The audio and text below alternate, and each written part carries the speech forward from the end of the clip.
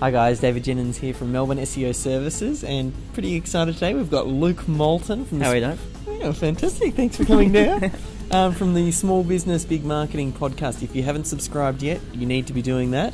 And I think the great thing about Luke is he just gets in touch with so many different businesses. He's across so many different things. So he's always coming across just quick, easy, actionable items that you can start to apply in your business. And what I wanted to talk about today, I know you've been doing a little bit of work with conversion optimization and that type of thing. Just thinking about who's watching this right now, it's small and medium-sized businesses, so this is your target market. What are some quick things that they can start to apply in their businesses to get some better results? I think for people who want to increase their conversions through their website, it's really about trying different things through either A/B testing or multivariate testing. I know it probably sounds a bit technical, but just some of the results I've seen people getting, it's well worth the exercise, and whether you get someone in to help you out with it. There's some fantastic tools that make it really simple. There's Optimizely, there's Visual Website Optimizer. Google has its own free tool as well. And Brent, we know Brent, he's got his... And Zen Tester as well. So, but some of the results I've seen, people increasing conversions by, in some cases, as much as 10%.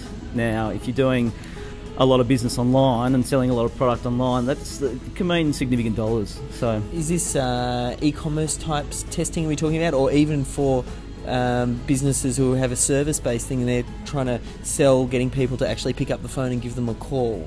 Yeah, well, it's really it's both. It can be as simple as call to actions on buttons. It can be the colour of buttons. You know, people would probably assume that green might work better than red, but it's not necessarily the case. It's orange buttons are working.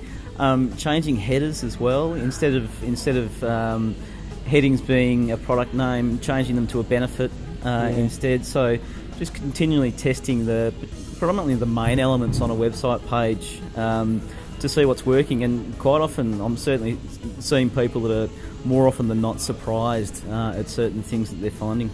Yeah, and when you think about it, like, I mean, a lot of people, they're all about traffic. How do we get more traffic? But I feel like conversion over time will become the new black, because it's something that people need to be thinking about, because sometimes it's just so much easier to convert your traffic an extra % or two, which could mean you end up doubling the amount of sales that you make with some minor changes. It's an interesting point. Like, I know a guy who's got a boating business and he ranks really well. Like, he's had someone working on his site that's done good SEO. He's ranking for his core target keywords.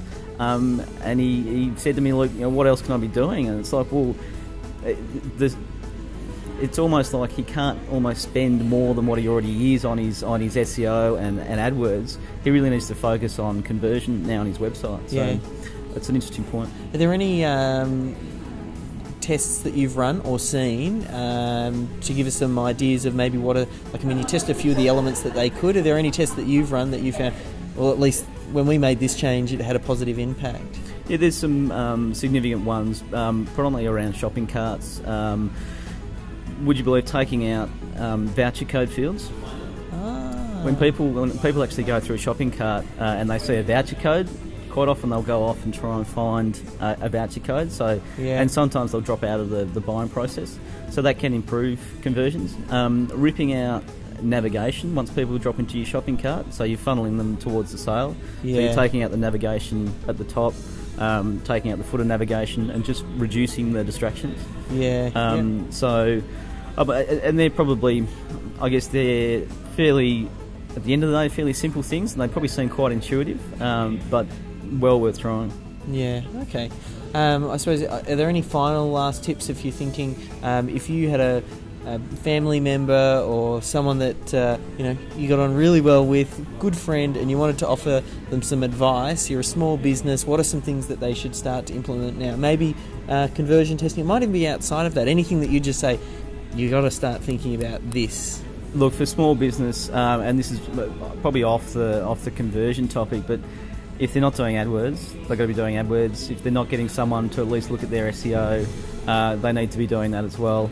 And then obviously from the conversion side of things, make sure you're using trust factors, make sure you've got testimonials, awards, phone numbers, even a decent about us section that has a photo of you and your business, people obviously respond to trust factors, and they're all big things. Perfect. All right, guys, there you go. Some few actionable items that you can just take and start to implement in your business. Start to think about how can you increase your website converting, and it's quite easy to do just with some of those tweaks that Luke mentioned, and using AdWords. Once you've got that conversion happening, let's ramp it up. Start to drive lots of traffic to your website. So, Luke, thank you again. Thanks, Dave. We'll see you next time. Cheers. Talk to you soon.